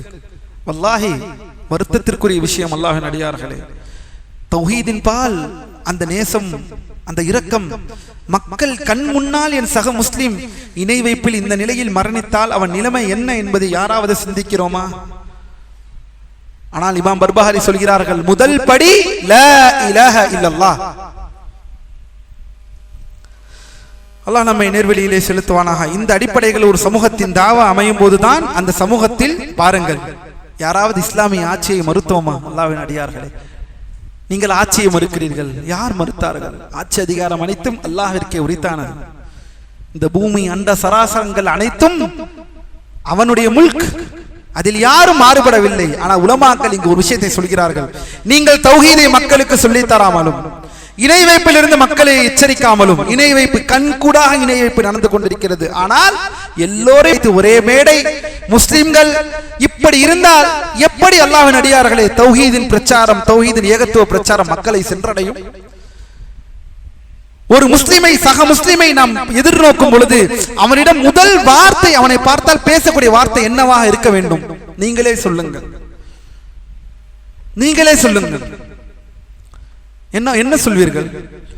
ஒரு சுன்னத் வல் ஜமாத் என்று தன்னை சொல்லிக் கொண்டிருக்கக்கூடிய ஒரு மனிதர் தர்காவிற்கு, அல்லாஹ்விற்கு இணை வைத்துக் கொண்டிருக்கிறார். எதற்காக அவர் படைக்கப்பட்டாரோ அந்த நோக்கமே அவர் வாழ்க்கையில் சிதைந்திருக்கிறது. அவரை பார்த்து என்ன சொல்வீர்கள்? நீங்களும் நானும் சேர்ந்து அந்த ஒற்றை கோட்டில் பயணிக்கலாம் என்று இந்த வழிகேட்டை சொல்வீர்களா? அல்லது சகோதரா, நீயும் நானும் ஒரே கோட்டில் பயணிக்க வேண்டும் என்ற அந்த ஒற்றை கூற்று, நீங்கள் நானும் தௌஹீதிலே இணைய வேண்டும், நீங்கள் இந்த இணை வைப்பை விடுங்கள், நீங்கள் இந்த இணை வைப்பை விட்டு விடுங்கள், நாம் தௌஹீதிலே நிற்க வேண்டும், சுன்னாவை பேண வேண்டும், சஹாபாக்கள் வழியில் பால் நம் வாழ்க்கை மார்க்கத்தை ஆக்கிக் கொள்ள வேண்டும் என்று சொல்ல வேண்டுமா? இந்த பிரச்சாரத்தை அதிகாரத்தில் இருப்பவர்கள் கொண்டு போகவில்லை என்றால் எப்படிப்பட்ட பிரச்சாரமும் தோல்வியில் முடிந்தப்பட்ட பிரச்சாரம், எந்த அழைப்பும் தோல்வியில் முடியப்பட்ட அழைப்பு.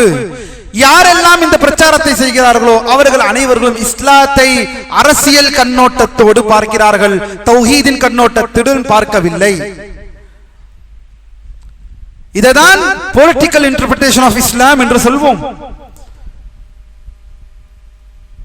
இஸ்லாத்தை மற்ற மூமெண்ட்ஸை போல பார்ப்பது, மார்க்சிசம், கம்யூனிசம் போல இஸ்லாத்தை ஒரு மூமெண்டாக பார்ப்பது, ரசூல் ஸல்லல்லாஹு அலைஹி வஸல்லம் அல்லாஹ்வினால் அனுப்பப்பட்ட மானபியாக பார்க்காமல் ஒரு ரெவல்யூஷனரிஸ்டாக பார்ப்பது.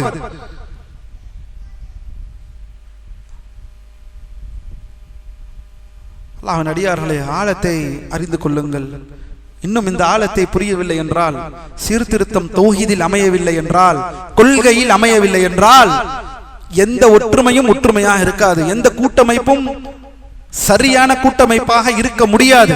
ஷேக் சொல்கிறார்கள் ரபி அவர்கள், இந்த அடிப்படையில் ஒரு சமூகத்தில் தாவா அமையும் போதுதான், எந்த தாவா? தௌஹீத், இணை வைப்பிலிருந்து எதிர்ப்பு, ஒழுக்க பயிற்சி, பிற வணக்க வழிபாடுகள், தூய எண்ணம், இஹ்லாஸ், குர்ஆன் சுன்னாவை பறைசாற்றுதல், ஜகாத் போன்ற அனைத்து வழிபாடுகள், இதையெல்லாம் செய்தால்தான் ஒரு சமூகம் தாவா அமையும் போதுதான் அந்த சமூகத்தில் தானாகவே இஸ்லாமிய ஆட்சி மலரும். இதை எல்லாத்தையும் விட்டுவிட்டு இஸ்லாமிய ஆட்சி வேண்டும், குண்டு போடுவது, மக்களை எதிர்ப்பது, அப்பாவி முஸ்லிம்களை கொள்வது என்று இந்த எக்ஸ்ட்ரீமிசத்தை நோக்கி நகர்ந்து விட்டது இந்த வழிகெட்ட கூட்டம். அல்லாஹ் நமக்கு நேர்வழியிலே செலுத்துவானாக. அல்லாஹ்வின் அடியார்களே, அல்லாஹ் நம்மை பாதுகாப்பானாக. அல்லாஹ் போதுமானவன் ரப்புல் ஆலமீன். அடுத்ததாக பாரக்கல்லாஹு ஃபீக்கும் 85வது விஷயம், அல்லாஹ் எதை சொன்னானோ அது அவன் கூறியவாறே சத்தியமாக இருக்கும். அவன் சொன்னவற்றில் எந்த முரண்பாடும் கிடையாது. அவன் எதை சொன்னானோ, தன்னை பற்றி எவ்வாறு விவரித்தானோ அவ்வாறே அவன் இருக்கிறான். லா இலாஹ இல்லல்லாஹ். தன்னை பற்றி அவன் எவ்வாறு வர்ணித்திருக்கிறானோ அவன் அவ்வாறே இருக்கிறான் என்பதை நாம் ஈமான் கொள்ள வேண்டும். அவன் எப்படி என்று அவனை பற்றி சொல்லி இருக்கிறானோ, எப்படி சொல்லியிருக்கிறான் அல்லாஹ், அவன் எப்படி என்று சொல்லியிருக்கிறானோ, வலில்லாஹில் ஹம்த், தன்னை வர்ணித்திருக்கிறான் ரப்புல் ஆலமீன். குர்ஆன் சுன்னாவில் அவனுடைய பண்புகள், பெயர்கள், அஸ்மாஉ அல் ஹுஸ்னா, அது அப்படியே இருக்கிறான். வலில்லாஹில் ஹம்த். அதிலே நாம் எப்படி ஈமான் கொள்கிறோம்? எந்த குறைக்கும் அப்பாற்பட்ட பண்புகள், மனிதர்களோடு ஒப்புமை செய்ய முடியாத பண்புகள், அவனுடைய மகத்துவத்திற்கு தக்கவாறு அவன் இருக்கிறான் ரப்புல் ஆலமீன். அடுத்ததாக 86வது விஷயம், அல்லாஹ் வழங்கிய அனைத்து மார்க்க சட்டங்களையும் ஈமான் கொள்ள வேண்டும். ஒன்னை ஈமான் கொண்டு மற்றதை விடுவதல்ல அல்லாஹ்வின் அடியார்களே. அனைத்தையும் ஈமான் கொள்ள வேண்டும், அனைத்தையும் உட்கொடுத்த வேண்டும். மார்க்கத்தின் ஏதாவது ஒரு, அதனால்தான் ஒருவர் காஃபிர் எப்படி ஆகுவார்? பல காஃபிராக ஒருவர் ஆவதற்கு பல வழிகள் இருக்கிறது. சில நேரம் உலமாக்கள் சொல்கிறார்கள், ஒருவர் இணை வைத்தால் மட்டும்தான் காஃபிர் ஆவாரா? ஒருவர் ஜக்காத்தை நான் தர முடியாது, அல்லது மார்க்க கடமைகளை எனக்கு கிடையாது, மார்க்க கடமைகளிலிருந்து எனக்கு இதிலிருந்து கிடையாது என்று சொன்னால் அவர் காஃபிராகி விடுவார். மார்க்க கடமைகள், அதாவது நான் என்னுடைய ஈமானுடைய பலவீனத்தால் நான் அந்த அமலை செய்யாமல் இருக்கிறேன் என்பது வேறு, செய்ய முடியாது என்பது வேறு. பிரித்து பார்த்துக் கொள்ளுங்கள். இது காஃபிர், இது குஃப்ர், அல்லாஹ்வுடைய சட்டத்தை நிராகரிப்பது வாழ்க்கையில். சரி, அப்படி என்றால் தொழாமல் இருந்து பிரிகளா? பலவீனம் என்று சொல்லி ஒருவேளை தொழுகையை விடுபவன் காஃபிர் என்று உலமாக்களின் ஃபத்வா இன்று வரை இருக்கிறது. ஒருவேளை தொழுகையை விடுபவன் காஃபிர். இப்னு பாஸ், இப்னு உஸைமீன், பெரும் அஇம்மா உலமா அஹ்லுஸ் சுன்னத்தி வல் ஜமாஅ, ஷேഖுல் இஸ்லாம் இப்னு பாஸ் ரஹிமஹுல்லாஹ், முஹம்மது பின் சாலிஹ் அல் உஸைமீன், இரு இமாம்களின் ஃபத்வா, ஒருவேளை தொழுகையை விடுபவன் காஃபிர். 87வது விஷயம், அறிந்து கொள்ளுங்கள், முஸ்லிம்களின் சந்தைகளில் விற்கப்படும் பொருட்கள் அவை குர்ஆன், இஸ்லாம் மற்றும் சுன்னாவின் சட்டங்களுக்கு உட்பட்டு விற்கப்படும் வரை ஹலாலாகும். அவற்றில் மாற்றங்களோ, அதாவது ஏமாற்று வேலைகளோ, அநியாயமோ, அக்கிரமமோ, குர்ஆனுக்கு முரண்பட்டவையோ அல்லது வழக்கத்திற்கு முரணானவையோ நுழையாத வரை அவை அனுமதிக்கப்பட்டவையே. வியாபாரத்தை பற்றி சொல்கிறார்கள். முஸ்லிம்களின் சந்தைகளில் விற்கப்படும் பொருட்கள் எல்லாம் அடிப்படையில் என்ன? ஹலால். எல்லாம் ஹலால். கோழி அடிப்படை ஹலால் தான். முஸ்லிம் மறுத்தால் ஹலால். ஹராமா? கோழி, கறி, கோழி, ஆடு, அந்த அடிப்படையே தகர்த்திடுவார்கள் போன்ற ஒரு அச்சத்தை இன்று ஏற்படுத்தி விட்டார்கள் நமக்கு அல்லாஹ்வின் அடியார்களே. அந்த அடிப்படையே தகர்ந்து விடுமோ, அந்த அடிப்படையே இவர்கள் தகர்த்து விட்டார்களா என்ற அளவிற்கு பயமாக இருக்கிறது என்று. முஸ்லிம்கள் அடிப்படை இது ஹலால் தான், மாற்று கருத்து இல்லை. ஆனால் அதை ஒருவர் ஓதாமல் இருக்கிறார் என்று தெளிவாக தெரிகிறது என்றால் அந்த கடைக்கு போவோமா? போக மாட்டோம். எப்படி போவோம்?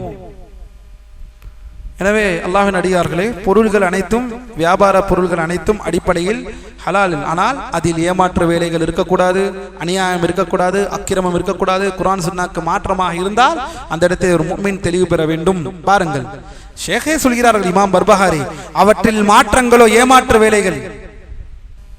சொல்லு என்ன சொல்லுவோம், பிஸ்மில்லா சொல்லி அருங்க பாய் அப்படின்னு சொல்லுவோம். பிஸ்மில்லா சொல்லி அருங்க என்ன சொல்லுவோம். அப்படிதான் பையா அறுக்கிறேன் அப்படின்னு சொல்லிட்டு இப்படியே இருப்பார். வாய் பல்லு தெரியும் தெளிவா இருப்பார். ஒரு பிஸ்மில்லா சொன்னாரா இப்போது? இது கண்ணுக்கு தெளிவாக தெரிகிறது.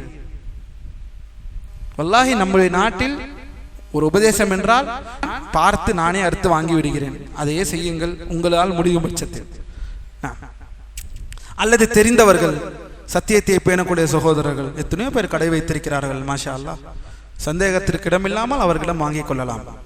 எத்தனையோ சகோதரர்கள் முஸ்லிம்கள் உடைய கடைகளில் இந்த சத்தியத்தை, இந்த விஷயத்தில் குறைபாடு இல்லாமல் பேணக்கூடிய எத்தனையோ சகோதரர்கள் கடைகள், வியாபாரங்கள் இருக்கிறது. அந்த அப்படிப்பட்ட வியாபாரங்களை நாம் ஆதரிக்க வேண்டும். இப்படிப்பட்ட வியாபாரங்களை நாம் ஆதரிக்க வேண்டும். எனவே அல்லாஹ்வின் அடியார்களே, அதே போல் நம் சகோதரர்களுடைய வியாபாரத்தை முடப்பதில்லை நம்முடைய நோக்கம். இந்த விஷயத்தில் கவனம், இந்த விஷயத்தில் கவனமாக இருக்க வேண்டும் என்பதே நம்முடைய நோக்கம். அல்லாஹ் நம்மை நேர்வழியை செலுத்துவானாக. அடுத்ததாக 88வது விஷயம், அல்லாஹ் உனக்கு அருள் புரிவானாக. அறிந்து கொள், ஒரு அடியான் இவ்வுலகில் வாழும் காலமெல்லாம் அவனுடன் தனது நிலையை பற்றிய அச்சம் கலந்த கவலை எப்போதும் இருக்க வேண்டும். லா இலாஹ இல்லல்லாஹ். இந்த அடியான் இந்த உலகில் வாழும் காலமெல்லாம், அல்லாஹ்வின் அடியார்களே, அச்சம் கலந்த கவலை எப்போதுமே இருக்க வேண்டும் அவன் நிலையை பற்றி. ஏனெனில் அவன் எத்தகைய நிலையில் மரணிப்பான், அவனது இறுதி முடிவு எவ்வாறு இருக்கும், அவன் அல்லாஹ்வை எத்தகைய நிலையில் சந்திப்பான் என்பது அவனுக்கு தெரியாது. அல்லாஹ்வின் அடியார்களே, நான் அமல் செய்து விட்டேன், நான் இதோ பள்ளியில் வகுப்பிலே அமர்ந்து விட்டேன், நான் 30 நோன்பு பிடித்து விட்டேன், நான் 5 வேளை தொழுது விட்டேன் என்றெல்லாம் கர்வம் கொள்ளாதீர்கள். இலக்கை அடையும் வரை, அந்த இலக்கு என்ன? மரணம். அந்த மரணம் நம்மை அடையும் வரை தொடர்ந்து வணக்க வழிபாட்டில் ஈடுபட்டு கொண்டே இருக்க வேண்டும். யகீன் உங்களை அடையும் வரை உங்கள் ரப்பை நீங்கள் வணங்குங்கள். யகீன் என்றால் இந்த இடத்தில் என்ன சொல்கிறார்கள் உலமாக்கள்? மவுத், மரணம். சுப்ஹானல்லாஹ். அவன் எல்லா நற்செயல்களையும் செய்திருந்தாலும் சரியே, சுப்ஹானல்லாஹ், இமாம் பர்பஹாரி சொல்கிறார்கள், அவன் எல்லா நற்செயல்களை செய்திருந்தாலும் சரியே, பயம் இல்லாமல் வாழாதே, பயம் இல்லாமல் வாழ்க்கையை ஓட்டி விடாதே. நான் சொர்க்கத்திற்குள் நுழைந்து விடுவேன், மாஷா அல்லாஹ், நான் எல்லா அமல்களையும் செய்து விட்டேன் அல்ல. பயத்தோடு அந்த கலந்த அச்சம் அவன் வாழ்க்கையில் இருக்க வேண்டும். மேலும் தமக்குத்தாமே அநீதி இழைத்துக் கொண்டவர், மரண தருவாயில் உயர்ந்தவனாகிய அல்லாஹ்வின் மீதான தனது நல்லாதரவை கைவிடக்கூடாது. அது யார்? தனக்குத்தானே அநீதி இழைத்துக் கொண்டவர். இங்கு யாரை சொல்கிறார்கள்? நாம் ஏற்கனவே அநீதியை படித்து விட்டோம். நாம் ஏற்கனவே அநீதியை பற்றி நாம் படித்து விட்டோம். தமக்குத்தாமே அநீதி இழைத்துக் கொண்டவர் உயர்ந்தவனாகிய அல்லாஹ்வை பற்றி நல்லெண்ணம் கொள்ள வேண்டும். அல்லாஹ் மீதான நல்லாதரவை அவர் கைவிட்டு விடக்கூடாது. யாரை சொல்கிறார்கள்? அல்லாஹ்வின் அடியார்களே, இங்கு தமக்குத்தாமே அநீதி இழைத்தவர் என்றால் யார்? இங்கு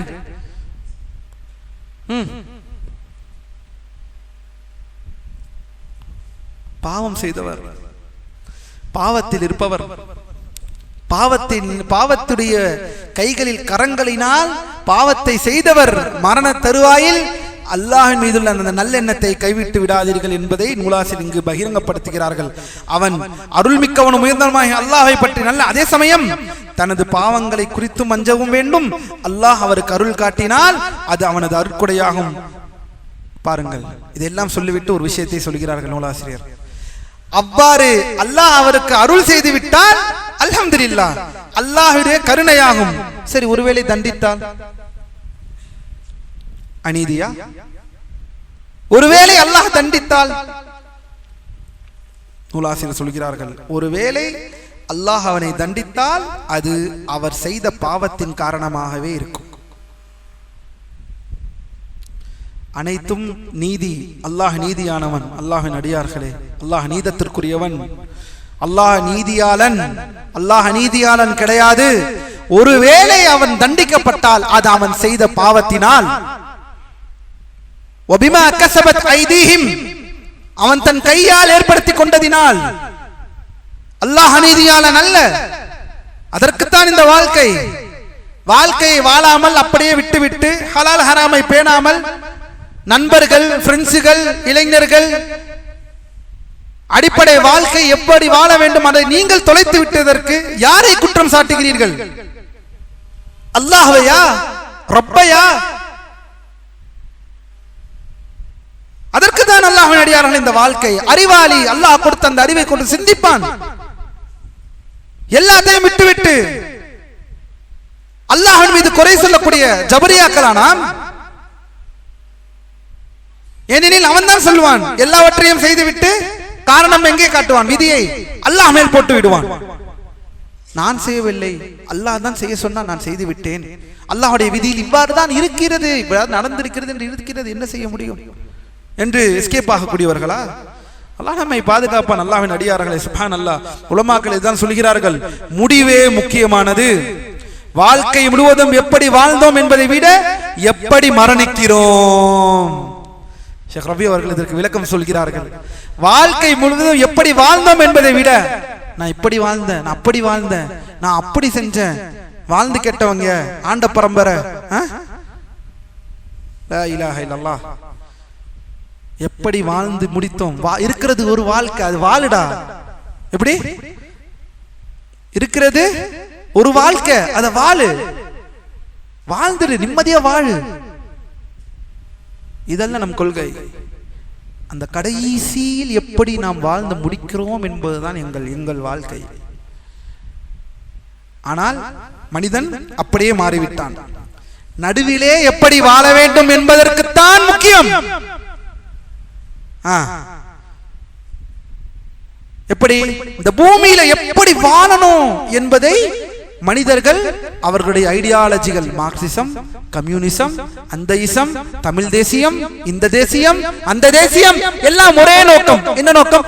இந்த பூமியில் மனிதன் எப்படி வாழ வேண்டும் என்பதை நாங்கள் அறிவிக்கிறோம், எங்கள் தத்துவங்கள் உங்களுக்கு சொல்லித் தரும். ஆனால் இஸ்லாம் இந்த பூமியில் எப்படி வாழ வேண்டுமும் இந்த பூமியில் எப்படி வாழ்ந்து முடிக்க வேண்டும், அந்த முடிவு மிக முக்கியமானது. ஆனால் இவர்கள் அந்த முடிவை பற்றியெல்லாம் கவலை இல்லை. அவன் இங்கே நின்று விட்டான், அவன் நடுவிலே நின்று விட்டான். அதுதான் இந்த மார்க்சிசம், கம்யூனிசம், அந்த இசம், இந்த இசம், லிபரலிசம், செக்யூலரிசம். இதுதான் அந்த வார்த்தைகள். ஒவ்வொரு வார்த்தைகளை சொல்லி சொல்லி சொல்லி இந்த உலகத்தில் அப்படி வாழ வேண்டும், இப்படி வாழ வேண்டும், அதற்கு என்னென்னலாம் செய்ய வேண்டும், அதற்கு என்னென்ன வழிகள் எல்லாம் இருக்கிறது. குர்ஆன் தெளிவான இந்த மறை நமக்கு தெளிவாக காட்டியிருக்கிறது. எப்படி முடிய வேண்டும் என்பது மிக முக்கியம். அல்லாஹ்வின் அடியார்களே, எப்படி முடிய வேண்டும், முடிவு எப்படி இருக்க வேண்டும். அதனால்தான் அல்லாஹ்வின் தூதர் என்ன சொன்னார்கள் ஸல்லல்லாஹு அலைஹி வஸல்லம், இன்னமல் அமாலு பி ஹவாதீம், அமல்கள் யாவும் முடிவை பொறுத்து. முடிவு என் முடிவு எப்படி இருக்க போகிறது. இன்று அமர்ந்து பேசிக் கொண்டிருக்கிறேன் அல்லாஹ்வின் அடியார்களே, என் முடிவு எப்படி இருக்க வேண்டும், அல்லாஹ்விடம் நான் கேட்க வேண்டும். இதே நிலையில் அல்லாஹ் என்னை மரணிக்க செய்ய வேண்டும், இதே நிலையில் உங்களை அல்லாஹ் மரணிக்க செய்ய வேண்டும். இந்த நிலையில் நான் இங்கே உட்கார்ந்திருப்பதினால், நீங்கள் அங்கே உட்கார்ந்திருப்பதினால் நாம் எல்லாரும் வெற்றி அடைந்து விட்டோம், அப்படியே போயிட்டு விடுவோம் என்று கடைசி நம்முடைய வாழ்க்கை அடுத்தடுத்து நாளை எப்படி வாழப் போகிறோம் என்பதை விட்டு விடுவீர்களா? அல்லது ஒவ்வொரு நாளும் பயிற்சியிலே இருப்பீர்களா? அதுதான் இந்த வாழ்க்கை, அதுதான் இந்த பூமி, அதுதான் இந்த சோதனை. அல்லாஹ் நம்மை நேர்வழியை செலுத்துவானாக. அல்லாஹ்வின் அடியார்களே, பாரக்கல்லாஹு ஃபீக்கும். இதை இன்னும் சொல்கிறார்கள் ஷேக் அவர்கள், இந்த வாழ்க்கை நன்றாக வாழ்ந்தால் இறுதி நன்றாக முடியும் என்ற அந்த நம்பிக்கை வைக்க சொல்கிறார் உலமாக்கள். அதற்கு ஷேக் ரபி அவர்கள் இங்கு ஒரு இந்தியாவில் இருந்து வந்த ஒரு ஆலிமை பற்றி இங்கு பேசுகிறார்கள். அப்துல் சமத், கேரளாவிலிருந்து வந்த ஒரு மார்க்க அறிஞர், அப்துல் சமத் அல் காத்திப் என்று சொல்வோம். கேரளாவில் பிறந்தவர்கள், ஆனால் மதினாவிலே ஒரு ஆசிரியராக, கேரளாவில் பிறந்து வளர்ந்திருந்தாலும் மதினாவில் ஒரு ஆசிரியராக இருந்தவர்கள் அப்துல் சமத் காத்திப். அவர்களுடைய தகப்பனார் KM மௌலவி, அவருடைய தகப்பனார். அவர்களை பற்றி ஷேக் ரபி அவர்கள் இங்கு ஒரு விஷயத்தை குறிப்பிடுகிறார்கள். நம்முடைய இந்த நூலுக்கு விளக்க உரையில் ஷேக் ரபி அவர்கள் கூறுகிறார்கள், இந்தியாவில் உள்ள ஷேக் அப்துல் சமத் ஒரு புகழ்பெற்ற மார்க்க அறிஞர். அவருடைய நூல் பார்த்தீர்கள் என்றால் அப்துல் சமத் என்பவர்கள் மில்லிபாரி என்றால் மலபாரி, கேரளாவை இருந்தவர்களை மில்லிபாரி என்று சொல்வோம் அரபியில்.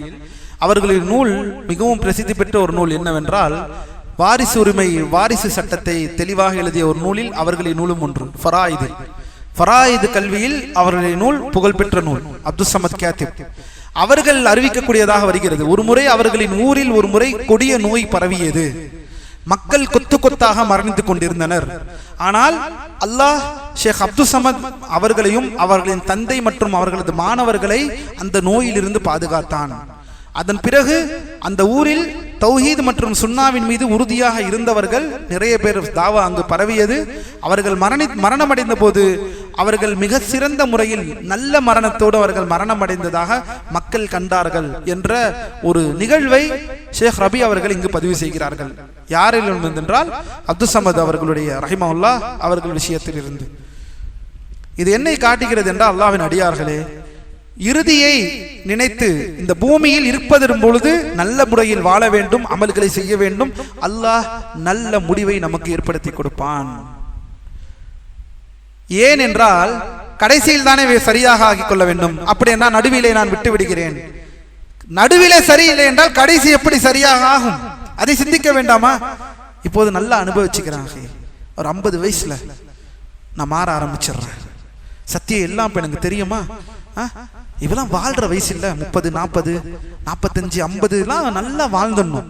அதுக்கப்புறம் நான் மாறிக்கிறேன், கடைசியை நான் நல்லபடி ஆக்கிக்கிறேன். இல்லை, அல்லாஹ்வின் அடியார்களே, இது ஏமாற்ற வேலை. ஷைத்தான் நம்மை ஏமாற்றுகிறான். ஷைத்தானின் ஊசலாட்டம். இப்படி இதுவே சரியில்லை என்றால் கடைசி எப்படி சரியாக இருக்கும் என்பதை நாம் சிந்தியுங்கள். அல்லாஹ் நம்மை நேர்வழியை செலுத்துவானாக. பாரக்கல்லாஹு ஃபீக்கும். எனவே இந்த விஷயத்தில் உலமாக்கள் இதை விளக்குகிறார்கள். அல்லாஹ் இதை தான் சொல்கிறான், வலா தமூதுன்ன இல்லா வஅன்தும் முஸ்லிமூன். மேலும் அல்லாஹ் ரப்பல் ஆலமீன் சொல்வதாக அல்லாஹ்வின் தூதர் அறிவிக்கிறார்கள், அனா இன்த வன்னி அப்தி பி. என்ன அர்த்தம்? என் அடியான் என்னை பற்றி என்ன நினைக்கிறானோ அவ்வாறே நான் அவனிடம் இருக்கிறேன். அல்லாஹ்வின் மீது நல்லெண்ணம் கொண்டீர்கள் என்றால் நல்லெண்ணமாக இருக்கும் உங்களுக்கு. அல்லாஹ்வை பற்றி தீய எண்ணம் வைத்தீர்கள் என்றால் அல்லாஹ் நம்மை நேர்வழியை செலுத்துவானாக. மேலும் அல்லாஹ்வின் தூதர் ஹதீஸை கவனியுங்கள், லா யமுத்தன்ன அஹதுக்கும் இல்லா வஹுவ யுஹ்சினு பில்லாஹி அவ்வன். அல்லாஹ்வின் தூதர் சொல்கிறார்கள், உங்களில் எவரும் அல்லாஹ்வை பற்றி நன்னம்பிக்கை கொண்டவராகவே அன்றி நீங்கள் மரணிக்க வேண்டாம். இந்த மரணம் மூலம் அதனால்தான் மைத்திலே இருக்கும் பொழுது, கடைசி காலத்தில் இருக்கும் பொழுது ஒருவரை போய் பார்த்தார் என்றால் அவர்களுக்கு லா இலாஹ இல்லல்லாஹ் தல்கீன் செய்ய வேண்டும், நல்ல விஷயங்களை சொல்ல வேண்டும். அல்லாஹ்வை பற்றி நல்லதை சிந்தியுங்கள், அல்லாஹ் உங்களுக்கு சோனத்தை கொடுப்பான், அல்லாஹ் உங்களுக்கு நரகத்தை தரமாட்டான், நீங்கள் பயப்பட வேண்டாம், அல்லாஹ் கருணையாளன். சரி, ஒருவர் வாழ்க்கை ஃபுல்லாகவே தர்காவிலே சுமத்தியவரை என்ன செய்வீர்கள்? அந்த நேரத்தில் நீங்கள் நரகத்திற்கு தான் போவீர்கள் அப்படி என்று சொல்வீர்களா? ஆனால் அங்கு நீங்கள் என்ன சொல்ல வேண்டும்? லா இலாஹ இல்லல்லாஹ் சொல்லுங்கள். இது யாருக்கு நடந்தது? அபூ தாலிப். கடைசி நேரம் வரை அபூ தாலிப் அவர்களை யார் வந்து சந்தித்தார்கள்? அல்லாஹ்வின் தூதர். யா அம் குல் கலிமத்தன் உஹாஜ்ஜு பிக இன்தல்லாஹ். ஒரே ஒரு கலிமாவை சொல்லுங்கள். அம்மே, அபூ தாலிபே, அந்த கலிமத்தை நீங்கள் சொல்லிவிட்டீர்கள் என்றால் உங்களுக்காக நான் அல்லாஹ்விடம் வாதிடுகிறேன், ரப்பிடம் உங்களுக்காக நான் சோனத்தை கேட்கிறேன். என்ன கலிமா அது? என்ன கலிமா? அல்லாஹ் தான் இந்த பூமியில் ஆட்சி செய்கிறான் என்பதை நீங்கள் ஆட்சி அதிகாரத்தை நிறுவிட வேண்டும், ஹிலாஃபத்தை ஏற்படுத்திக் கொள்ள வேண்டும் இந்த பூமியில் என்று சொல்லுங்கள் என்றார்களா? என்ன சொன்னார்கள்? லா இலாஹ இல்லல்லாஹ். என்ன அர்த்தத்தை சொல்லுங்க. இன்று லா இலாஹ இல்லல்லாஹ் எல்லாரும் தான் சொல்கிறோம். யார் சொல்லவில்லை லா இலாஹ இல்லல்லாஹ்? லா இலாஹ இல்லல்லாஹ் சொல்லாதவர்கள் யார்? காதியானியம் தான் சொல்கிறார்கள் லா இலாஹ இல்லல்லாஹ் என்று. வணக்கத்திற்கு தகுதியானவன் அழைத்தல், பரிபாலித்தல், அழைத்தல், உதவி தேடுதல், பிள்ளை பாக்கியம் தேடுதல், பாதுகாப்பு தேடுதல், ஆபத்தில் இருந்து பாதுகாப்பு தேடுதல், இந்த வணக்க வழிபாடுகள் அனைத்துக்கும் உரியவன் அல்லாஹ் ஒருவனே. அதை அமல் செய்வதற்கு உங்களுக்கு நேரம் இல்லை என்றாலும் மனதில் உண்மையில் சொல்லி மற்றவர்கள், இதற்கு முன்னால் நீங்கள் அழைத்தவர்கள் அனைவர்களும் பொய்யர்கள், அவர்கள் இந்த வணக்கத்திற்கு தகுதியானவர்கள் இல்லை என்ற அந்த லா இலாஹ இல்லல்லாஹ்வை சொல்லுங்கள். உங்களுக்கு அல்லாஹ்விடம் வாதிடுகிறேன் சொன்னார்களா? ஒரு நபி அல்லாஹ்வினர் யோசித்து பாருங்களேன். அந்த நபியின் மூலமாக இன்று அனைவரும் அல்லாஹ்வுடைய கிருபையை கொண்டு முஸ்லீம்களாக நாம் எல்லாம் இருக்கிறோம். ஆனால் கூட தன்னை வளர்த்த தன்னுடைய சாச்சா அபு தாலிப் நபி அழைக்கிறார்கள், ஏற்றுக்கொண்டார்களா தாவாவை? இது எதை காட்டுகிறது? ஒரு நபியாக இருந்தாலும் அவர்கள் அழைத்தது அல்லாஹ் நாடாமல் நேர்வழி கிடையாது. அதனால்தான் அல்லாஹ் தன் நபிக்கு இதற்கு பின்னால் சொல்கிறான், இன்னக லா தஹ்தி மன் அஹ்பப்த் வலாகின் அல்லாஹ் யஹ்தி மன் யஷா. நபியே, நீங்கள் நேசிப்பவர்களை எல்லாம் நீங்கள் நேர்வழி செலுத்தி விட முடியாது. இதனால்தான் நேர்வழி என்பது இரண்டு வகைப்படும். ஒன்று வழிகாட்டுதல், அது யார் வேண்டாலும் செய்யலாம், அதுதான் நபி அவர்கள் செய்தது நமக்கு. வழிகாட்டுதல் அதாவது இது நேர் வழி என்று காட்டுவது, அதில் நடப்பது அவர் அல்லாஹ்வுடைய தௌஃபீக் இல்லாமல் அது நடக்காது. இதுதான் தௌஃபீக், ஹிதாயா வ தௌஃபீக்குர் ரஷாத், அல் இர்ஷாத் வ தௌஃபீக். ஹிதாயத்து தௌஃபீக், ஹிதாயத்துல் இர்ஷாத் என்று சொல்லுவோம். இர்ஷாத் என்பது வழிகாட்டுதல், தௌஃபீக் என்பது அதன் பால் நடப்பது. அது அல்லாஹ்வுடைய புறத்திலே அன்றி வேறு யாருக்கும் இல்லை. அல்லாஹ் நம்மை நேர்வழியை செலுத்துவானாக. அல்லாஹ்வின் அடியார்களே, பாரக்கல்லாஹு ஃபீக்கும். இது ஒருபோதும் அவனுடைய இதற்கல்ல. 89வது விஷயம், அல்லாஹ்வின் அடியார்களே, அருள்மிக்கவனும் உயர்ந்தோனமாகி அல்லாஹ் நிச்சயமாக கியாமத் நாள் வரை தனது உம்மத்தில் என்னவெல்லாம் நிகழும் என்பது தனது நபி அவர்களுக்கு தெளிவுபடுத்தியிருக்கிறான் என்று நம்பிக்கை கொள்ள வேண்டும். அல்லாஹ் நாடினால் இதை நாளை பார்ப்போம் இன்ஷா அல்லாஹு தஆலா. இந்த விஷயத்தை நாம் நாளை படிப்போம் பிஇذنில்லாஹ். அல்லாஹ் நம்மை நேர்வழியில் செலுத்துவானாக. அல்லாஹ்வின் அடியார்களே, தௌஹீதின் பால் சிந்திக்கக்கூடிய சமூகமாக அல்லாஹ் நம்மை ஆக்குவானாக. தௌஹீதின் பால் நம்முடைய தாவா, நம்முடைய அழைப்பு, நம்முடைய சக மக்களை பார்த்து தௌஹீதின் பால் மக்களை அழைக்கக்கூடியவர்களாக, லா இலாஹ இல்லல்லாஹ், லா இலாஹ இல்லல்லாஹ், வணக்கத்திற்குரியவன் சுப்ஹானல்லாஹ். பத்ரிகள் போர் என்று பத்ரிகள் என்ற ஒரு பிதஅத்தை நடத்தி கொண்டிருக்கிறார்கள். எங்கு சென்றாலும் பத்ரிகள் பத்ரிகள் பத்ரிகள். அல்லாஹ்விற்கானால் இணை வைக்கிறார்கள். இஸ்லாத்தின் முதல் படி லா இலாஹ இல்லல்லாஹ் என்கிறார்கள். அந்த லா இலாஹ இல்லல்லாஹ் என்று தகர்ந்து இருக்கிறது. அல்லாஹ் நம்மை நேர்வழியை செலுத்துவானாக. சுப்ஹானக்கல்லாஹும்ம வ பிஹம்திக அஷ்ஹது அல்லா இலாஹா இல்லா அன்த அஸ்தக்ஃபிருக வ அத்தூபு இலைக். அஸ்ஸலாமு அலைக்கும் வ ரஹ்மத்துல்லாஹி வ பரகாத்துஹு. بيننا وبينكم السلف، بيننا وبينكم الكتب. كان أحمد يقول البدع بيننا وبينكم الجنائز.